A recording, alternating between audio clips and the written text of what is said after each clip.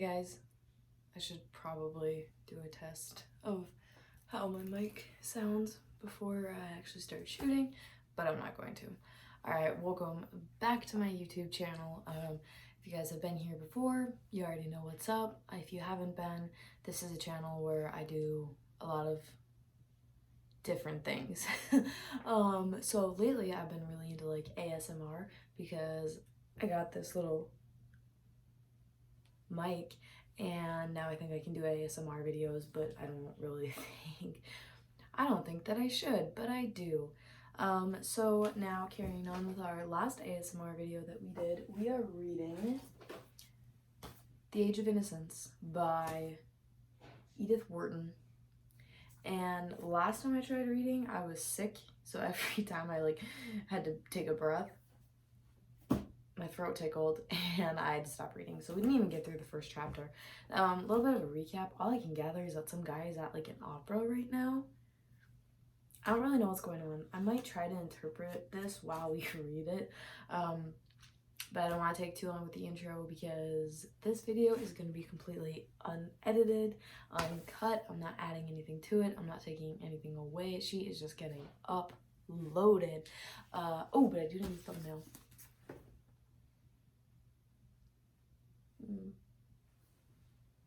Okay.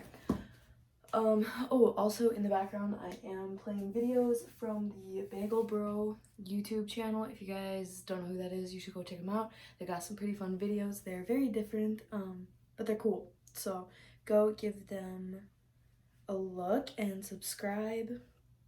I apologize if my hair looks the way that it does.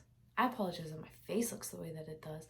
Anyways, let's jump right into this before we run out of time because my ASMR videos are only going to be 10 minutes. So yeah, let's get into it. Alright, so like I said, last time we read, I think this guy was at an opera. Alright. Are you ready? Oh, I was staring at my ring light, so now that's like all I see. Okay.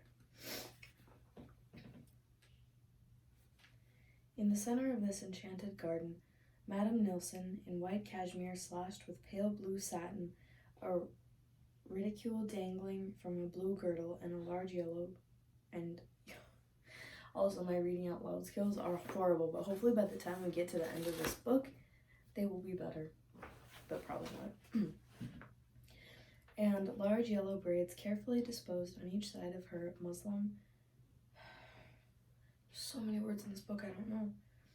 Chemicet listened with downcast eyes to M. Capoul's impassioned wooing and affected a guileless incomprehension of his designs whenever, by word or glance, he persuasively indicated the ground floor window of the neat brick villa projecting obliquely from the right wing.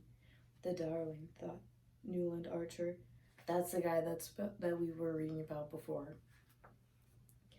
His glance flitting back to the young girl with the lilies of the valley. She doesn't even guess what it's all about, and he contemplated her absorbed young face with a thrill of possessorship in which pride in his own masculine initiation was mingled with a tender reverence for her abysmal purity. We'll read Faust together. By the Italian lakes, he thought, somewhat hazily confusing the scene of his projected honeymoon with the masterpieces of literature which it would be his manly privilege to reveal to his bride. It was only that afternoon that May Welland had let him guess that she cared, New York's consecrated phrase of maiden avowal. And already his imagination, leaping ahead of the engagement ring, the betrothal kiss, and the march from Lohengrin, pictured her at his side in some scene of old European witchery. So I gather he wants to marry the woman that he's staring at.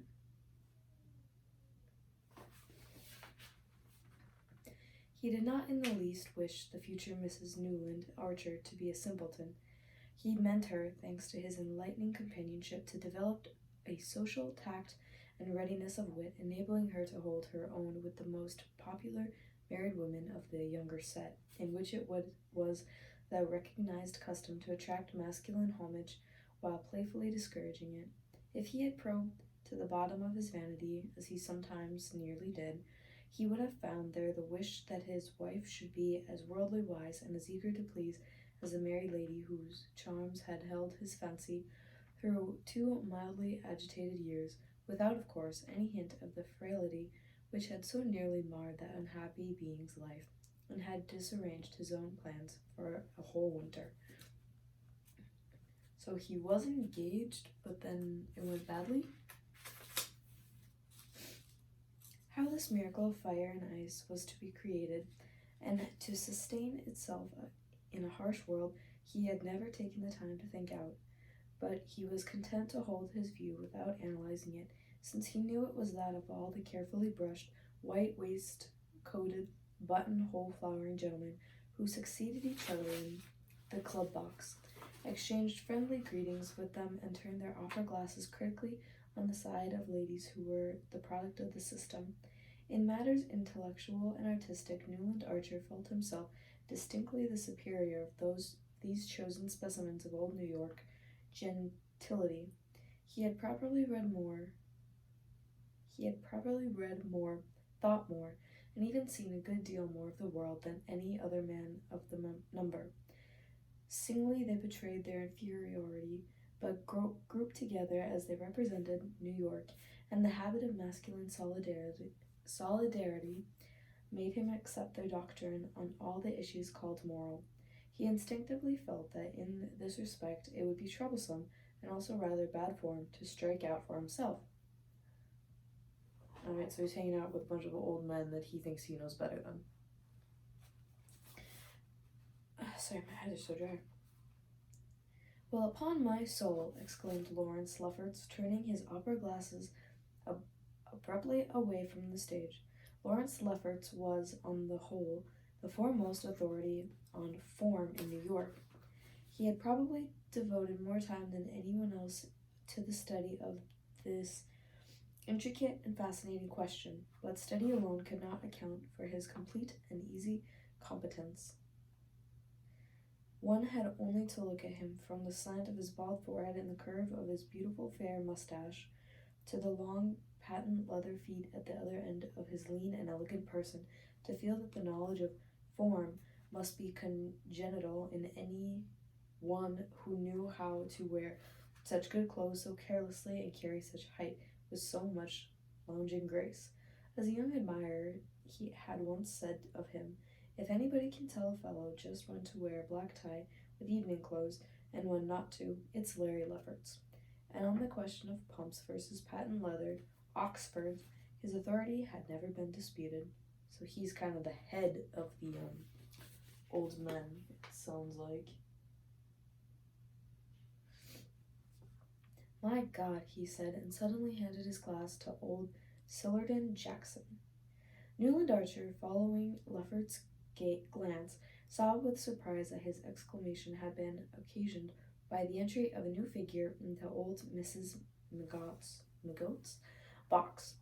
It was that of a slim young woman, a little less tall than May Welland, with brown hair growing in close curls around her temples and held in place by a narrow band of diamonds.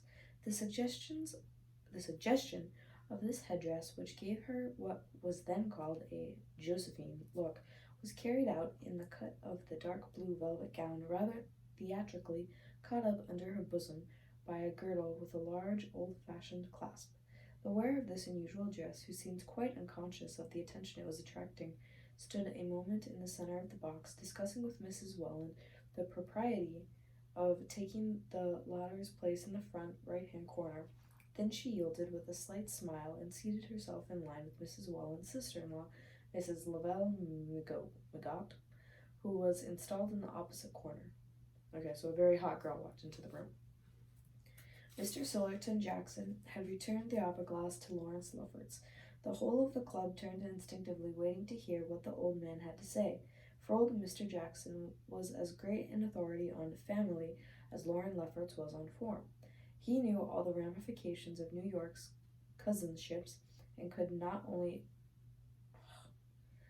elucidate such complicated questions as that of the connection between the McGoats through the Thorleys with the Dallases of South Carolina, and that of the relationship of the older branch of Philadelphia Thorleys to the Albany Chiverses, on no account to be confused with the Manson Chiverses views of University Place, but could also enumerate the leading characteristics of each family, as for instance the fabulous stinginess of the younger lines of Lefferts, the Long Island ones, or the fatal tendency of the Rushworths to make foolish matches, or the insanity recurring in every second generation of the Albany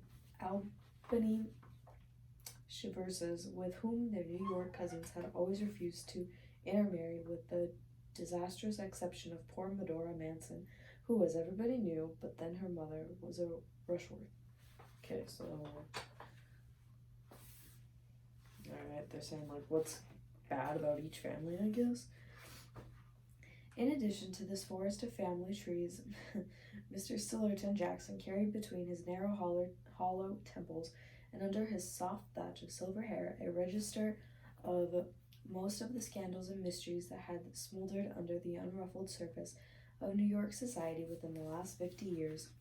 So far, indeed, did his information extend, and so accurately retentive was his memory, that he was supposed to be the only man who could have told you who Julius Buford, the banker, really was, and what had become of handsome Bob Spicer, old Mrs. Manson McGo's father, who had disappeared so mysteriously, with a large sum of trust money, insurance fraud, less than a year after his marriage, on the very day that a beautiful Spanish dancer, who had been delighting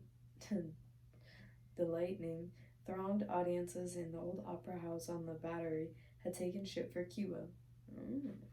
But these mysteries and many more, so it's not really a mystery, and many others were closely locked in Mr. Jackson's breast, for not only did his keen sense of honor forbid his repeating anything privately imparted, but he was fully aware that his reputation for discretion increased his opportunities of finding out what he wanted to know. That is so true. If you can keep a secret, people will tell you almost anything because they know that the information will not leak from your lips. True story. Alright, looks like we'll get to the end of this chapter. We have one paragraph left to go, and then we have hit probably the 14-minute mark. The club box therefore waited in visible suspense while Mr. Sillerton Jackson handed back Lawrence Lefferts' opera glass. For a moment he silently scrutinized the attentive group out of his filmy blue eyes, overhung by old vein lids. He then gave his mustache a thoughtful twist and said simply, "I didn't think the McGoes would have tried it on." What? What did they have to...